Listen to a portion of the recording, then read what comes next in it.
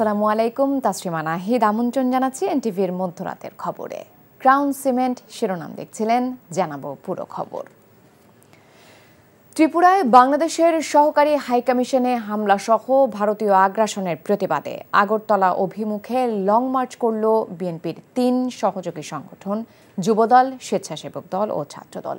কর্মসূচিতে নেতারা বলেছেন, ভারতের কোনো অন্যায় আচরণ মেনে নেওয়া হবে না। আখাউড়া স্থলবন্দরে গিয়ে শেষ হয় লং মার্চ। রিপন মৃধার ক্যামেরায় জানাচ্ছেন হাসান মাহমুদ।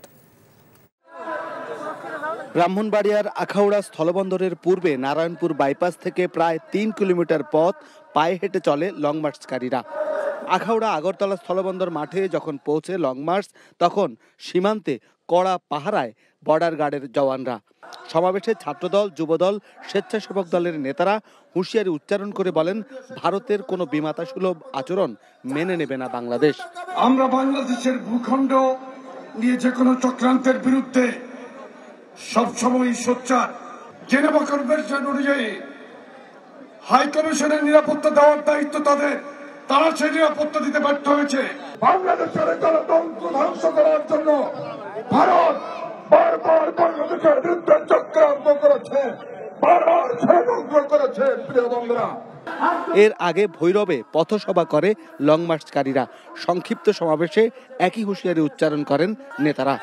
পথে পথে নেতাকর্মীদের স্বাগত অভিবাদন গ্রহণের মধ্য দিয়ে নয়াপল্টন থেকে যাত্রা করে লং মার্চ। ভুলতা, গাউসিয়া, বেলাবো, নরসিংদী, ভৈরব হয়ে এগিয়ে চলে লং মার্চ।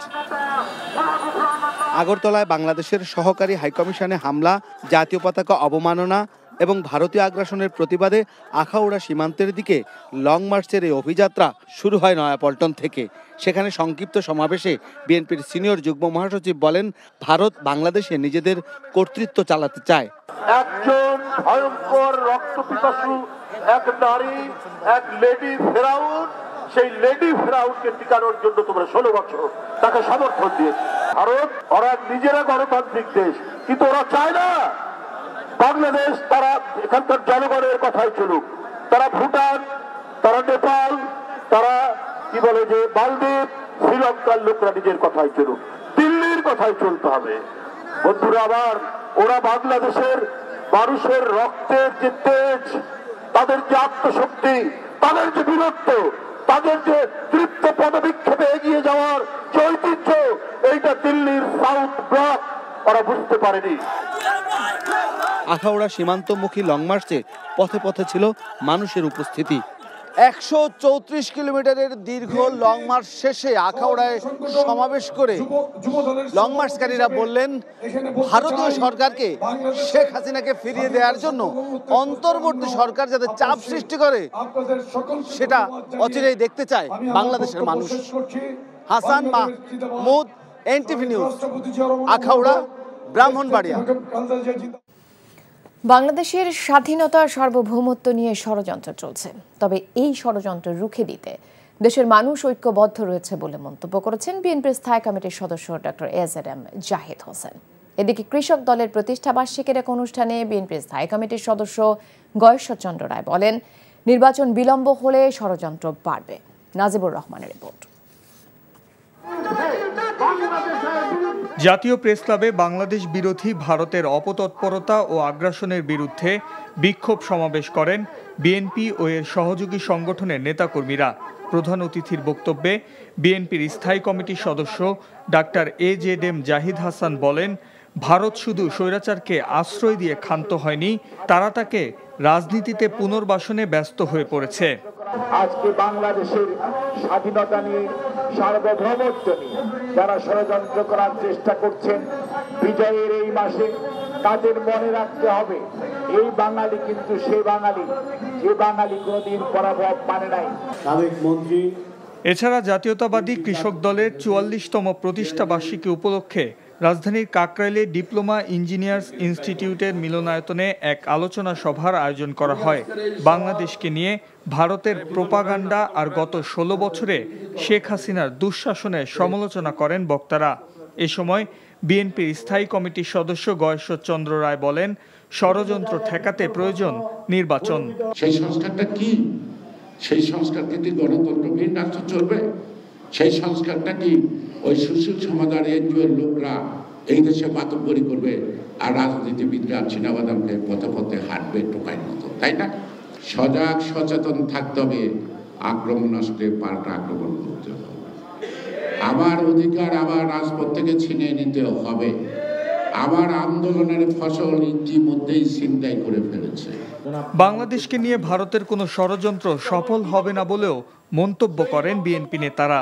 বিএনপি দেশের জন্য কথা বলে। Najibur Rahman, NTV news, Dhaka. সাবেক প্রধানমন্ত্রী শেখ হাসিনার অনুপস্থিতিতেও আন্তর্জাতিক অপরাধ ট্রাইব্যুনালে তার বিচার কাজ সম্পন্ন করা যাবে বলে মনে করেন ট্রাইব্যুনালের চিফ প্রসিকিউটরের বিশেষ উপদেষ্টা টবি ক্যাটম্যান। একই সাথে তিনি মনে করেন ভারত একটি গণতান্ত্রিক দেশ, তারা আইনের শাসনের প্রতি শ্রদ্ধাশীল এবং সে কারণেই শেখ হাসিনাকে বাংলাদেশ ফেরত চাইলে তারা সহযোগিতা করবে। বুধবার সকালে আন্তর্জাতিক অপরাধ ট্রাইব্যুনালে প্রসিকিউশন এবং তদন্ত সংস্থার সাথে বৈঠক শেষে এসব কথা বলেন তিনি। আরও জানাচ্ছেন হাসান জাভেদ। লন্ডন ভিত্তিক গার্নিকা 37 ল ফার্মের যুগ্ম প্রধান ব্রিটিশ আইনজীবী টবি ক্যাটম্যানকে সম্প্রতি বাংলাদেশের আন্তর্জাতিক অপরাধ ট্রাইব্যুনালের চিফ প্রসিকিউটরের বিশেষ উপদেষ্টা হিসেবে নিয়োগ দেওয়া হয়। বুধবার তিনি প্রসিকিউশন এবং তদন্ত সংস্থার সাথে বৈঠক করেন। পরে সাংবাদিকদের তিনি বলেন, শেখ হাসিনাকে ভারত সরকার ফেরত না দিলে আইসিসির সহযোগিতা নেওয়া যেতে পারে, তবে ভারত গণতান্ত্রিক দেশ হিসেবে শেখ হাসিনাকে ফিরিয়ে দেবে বলে প্রত্যাশা তার। বাংলাদেশ এবং ভারতের মধ্যে বন্দি বিনিময় চুক্তি আছে। তাছাড়া ভারত একটি গণতান্ত্রিক দেশ, তারা অন্য দেশের আইন ও বিচার ব্যবস্থার প্রতি শ্রদ্ধাশীল। কাজেই শেখ হাসিনাকে বিচারের জন্য বাংলাদেশ ফেরত চাইলে তারা ফেরত দিবেন, এমনটাই প্রত্যাশা করছি। আর না দিলে আইসিসির সহযোগিতা নেওয়া যাবে। শেখ হাসিনার অনুপস্থিতিতেও গণহত্যা এবং মানবতা বিরোধী অপরাধের বিচার করতে কোনো বাধা হবে না।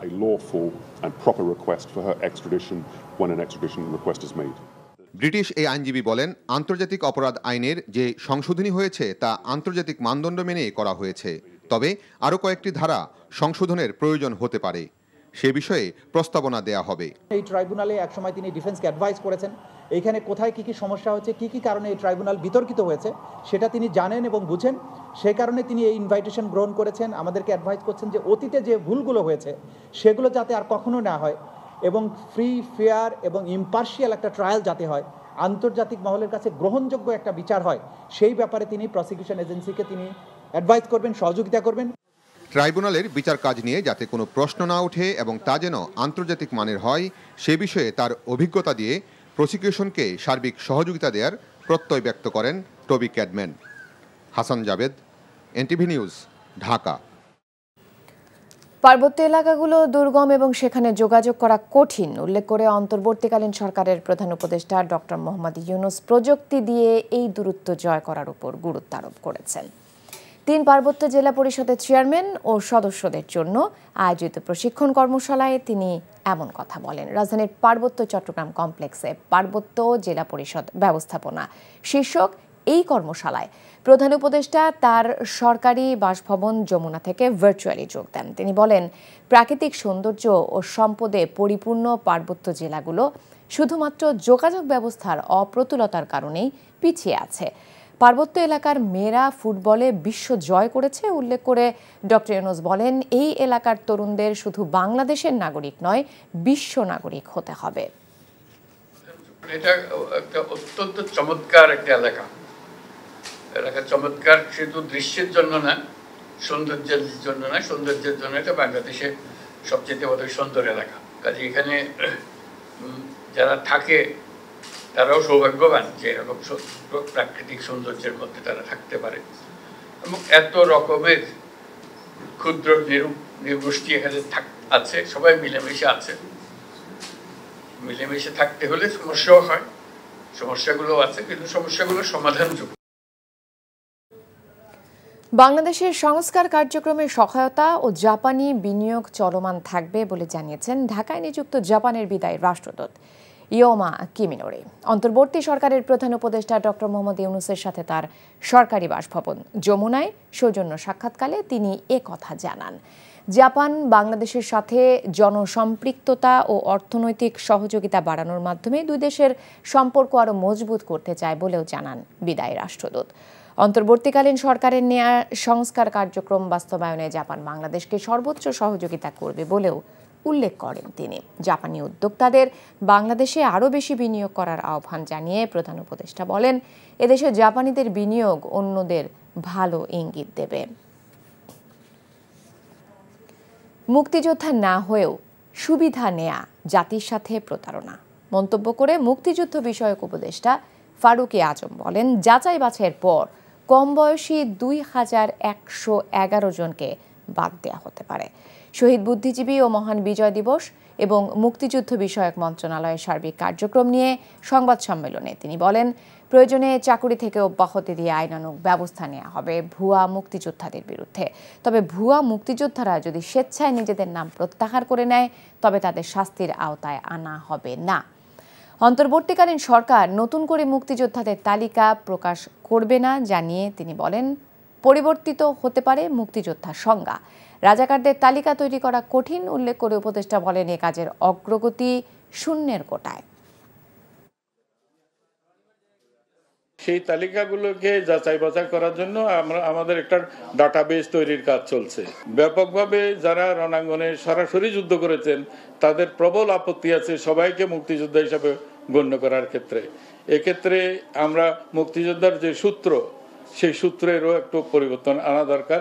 যারা সেই যুদ্ধে শহীদ হয়েছেন তাদের না তালিকা সম্পন্ন করা হয়েছে, না মুক্তিযোদ্ধাদের তালিকা হয়েছে, না রাজাকারদের তালিকা হয়েছে, কোনোটাই সম্পন্ন করে যায় নাই। দুর্নীতি দমন কমিশন দুদকের নবনিযুক্ত চেয়ারম্যান ডক্টর আব্দুল মোমেন বলেছেন, যেসব ক্ষেত্রে বড় দুর্নীতি হয়েছে, যাদের দ্বারা রাষ্ট্র বেশি ক্ষতিগ্রস্ত হয়েছে, তারা যেন ছাড় না পায় সে বিষয়টি অগ্রাধিকার দেবে কমিশন। বুধবার বিকেলে দুদক কার্যালয়ে যোগ দিয়ে সাংবাদিকদের কথা বলেন তিনি। এ সময় তিনি জানান, আগামী 7 দিনের মধ্যে কমিশনের নতুন সদস্যদের সম্পদের হিসেব বিবরণী প্রকাশ করা হবে। রিপোর্ট করছেন জুনায়েদ আল হাবিব। টানা 42 দিনের শূন্যতা শেষে আজ দুর্নীতি দমন কমিশনে যোগ দিলেন দুদকের নতুন চেয়ারম্যান ডক্টর আব্দুল মোমেন ও কমিশনার আলী আকবর আজিজি। প্রথম কর্মদিবসে সাংবাদিকদের মুখোমুখি হন দুদক চেয়ারম্যান। দুর্নীতির বিরুদ্ধে নিজেদের শক্ত অবস্থানের কথা জানান তিনি। একই সঙ্গে নিজেদের সম্পদের হিসাব বিবরণী প্রকাশ করার কথাও বলেন ডক্টর মোমেন।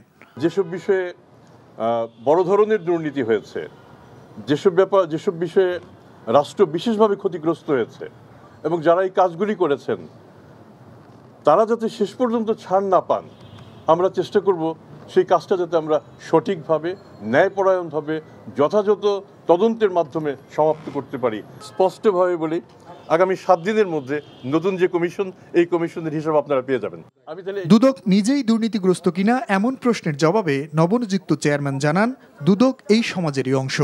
সমাজ যখন দুর্নীতিগ্রস্ত হয়ে পড়ে তখন তার প্রভাব এখানেও পড়বে বলে জানান তিনি। বিষয়টি গুরুত্বের সঙ্গে দেখা হবে বলেও জানান সংস্থাটির নতুন এই অভিভাবক। দুদক এই সমাজেরই একটি অংশ, কাজে সমাজ যদি দুর্নীতিগ্রস্ত হয়, দুদকও খানিকটা দুর্নীতিগ্রস্ত হতেও পারে।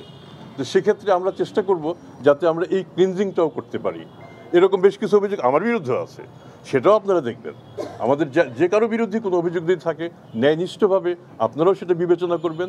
আমাদের নিরপেক্ষভাবে, ন্যায়নিষ্ঠভাবে আমরা আইন মেনে আমরা কাজ করে যাব। বুধবার চেয়ারম্যান ও একজন কমিশনার যোগ দিয়েছেন। বিদেশে থাকায় এখনও কর্মস্থলে যোগ দিতে পারেননি নতুন কমিশনার অবসরপ্রাপ্ত সেনা কর্মকর্তা হাফিজ আহসান ফরিদ। জুনায়েদ আল হাবিব, এনটিভি নিউজ, ঢাকা। আগামী 15 ডিসেম্বর থেকে প্রবাসীরা মেশিন রিডেবল পাসপোর্ট MRP পাবেন বলে জানিয়েছেন আইন, প্রবাসী কল্যাণ ও বৈদেশিক কর্মসংস্থান মন্ত্রণালয়ের উপদেষ্টা আসিফ নজরুল। বুধবার তার ভেরিফাইড ফেসবুক অ্যাকাউন্টে ভিডিও বার্তায় তিনি এসব কথা বলেন। MRP পাসপোর্টে পাওয়া এই 15 ডিসেম্বর থেকে আপনারা MIP পাসপোর্ট পাওয়া শুরু করবেন এবং পরবর্তী 3 সপ্তাহ থেকে 4 সপ্তাহের মধ্যে প্রত্যেকে যারা আবেদন করেছেন MRP পাসপোর্ট পেয়ে যাবেন। তো প্রথম প্রায়োরিটি দেওয়া হচ্ছে সৌদি আরবে এবং মালয়েশিয়াতে আমাদের যে ভাই বোনরা আছেন ওনাদেরকে, এবং এরপর আপনার যেই সমস্ত কান্ট্রিতে ডিমান্ড বেশি তাদের ক্ষেত্রে একটু প্রায়োরিটি দিয়ে এই সমস্যাটা 3 থেকে 4 সপ্তাহের মধ্যে সমাধান করা হবে। সংবিধানে বিচার বিভাগ নিয়ে প্রয়োজনীয় সংস্কারের বিষয়ে সংবিধান সংস্কার কমিশনের কাছে নিজের মতামত তুলে ধরেছেন প্রধান বিচারপতি ডক্টর সৈয়দ রেফাত আহমেদ। বুধবার বিকেলে সুপ্রিম কোর্টে তার সাথে সাক্ষাৎ করেন সংবিধান সংস্কার কমিশনের সদস্যরা। বৈঠক শেষে কমিশন প্রধান অধ্যাপক আলী রিয়াজ জানান, সংশ্লিষ্ট সকলের মতামতের ভিত্তিতে সংবিধানের সংস্কারের প্রস্তাব করেছেন তারা। প্রধান বিচারপতি এরই মধ্যে ন্যায় বিচার নিশ্চিতে তার নেয়া বিভিন্ন পদক্ষেপের কথা জানান সংস্কার কমিশনকে। জিনিস ভাবছি কমিশন হিসেবে, কমিশনের সদস্যরা আমরা তো সংবিধানের যে অংশগুলো বিচার বিভাগ সংশ্লিষ্ট সেগুলোকে বিবেচনা করছি, সেগুলোর কিছু কিছু সংস্কারের কথা তো আছে। ইতিমধ্যে প্রধান বিচারপতির পক্ষ থেকেও কিছু সংস্কার প্রস্তাব দেওয়া হয়েছে। তার বাইরে জুডিশিয়ারির যেই সংস্কারের যে কমিশন, সেই কমিশন কাজ করছে, তাদেরও প্রস্তাব আছে। ভারতের সঙ্গে নতজানু পররাষ্ট্রনীতি থেকে অন্তর্বর্তী সরকার সরে এসেছে বলে জানিয়েছেন স্থানীয় সরকার, পল্লী উন্নয়ন ও সমবায় উপদেষ্টা আসিফ মাহমুদ সজীব ভুঁইয়া। জাতীয় স্বার্থকে সামনে রেখে সম্পর্ক চলমান থাকবে বলেও জানান তিনি। কুমিল্লা পল্লী উন্নয়ন একাডেমিতে financial inclusion and rural transformation বিষয়ক আন্তর্জাতিক প্রতিনিধি দলের কর্মশালায় তিনি কথা বলেন। উপদেষ্টা বলেন, সরকারি ও প্রশাসনিক কর্মকর্তাদের অতিরিক্ত দায়িত্ব দিয়ে জনপ্রতিনিধিদের কাজ করা অনেক কষ্ট হয়ে যাচ্ছে।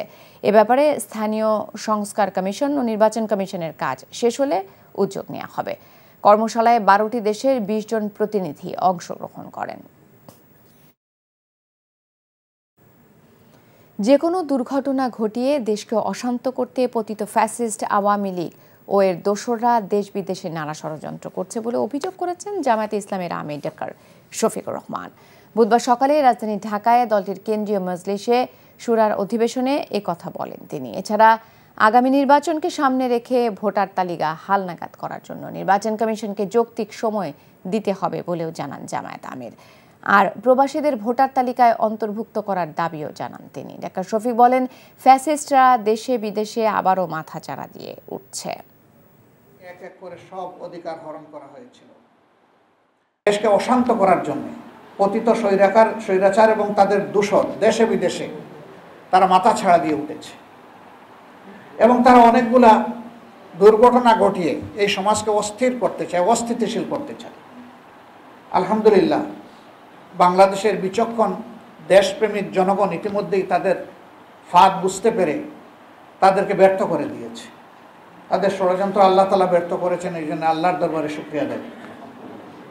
তাদের এই অপপ্রয়াস জাতিকে আরেকবার মজবুতভাবে ঐক্যবদ্ধ করে দিয়েছে। প্রবাসের খবর। মালয়েশিয়ায় বাংলাদেশি প্রবাসী ও পর্যটকদের প্রাণকেন্দ্র কুয়ালালামপুরের মিনি ঢাকা খ্যাত কোতারায় বাংলা মার্কেট এ দেশীয় রসনার তৃপ্তি মেটাতে শুভ উদ্বোধন করা হয় রেস্টুরেন্ট ভাই ভাই। মালয়েশিয়া থেকে স্টাফ করেসপন্ডেন্ট কায়সার হামিদ হান্নান জানান, শুক্রবার বাদ আসর প্রতিষ্ঠানের কর্ণধার তরুণ ব্যবসায়ী আক্তারুজ্জামান সোহেল ও বোরহান চৌধুরীর উপস্থিতিতে দোয়া ও মোনাজাতের মাধ্যমে উদ্বোধন করা হয়। এ সময় আরও উপস্থিত ছিলেন কতরাওয়া ব্যবসায়ী কায়াসার উদ্দিন রুবেল, মোজাম্মেল হক, জিয়াউল হক, তোফাজ্জল শেখ সহ সহস্রাধিক প্রবাসী বাংলাদেশিরা।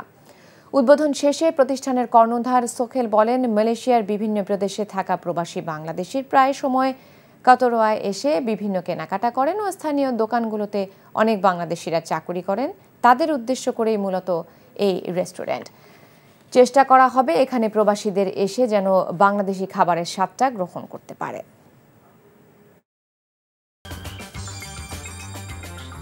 এই ছিল মধ্যরাতের খবরে। এই খবরের ভিডিও সহ আপডেট জানতে ভিজিট করুন এনটিভি অনলাইন www.ntvpd.com। এছাড়াও এনটিভির জনপ্রিয় সব অনুষ্ঠান ও খবরের আপডেট জানতে ভিজিট করুন আমাদের ইউটিউব ও ভেরিফাইড ফেসবুক পেজে। সকাল 7:30টায় সকালের খবর দেখার আমন্ত্রণ রইল। ধন্যবাদ সবাইকে।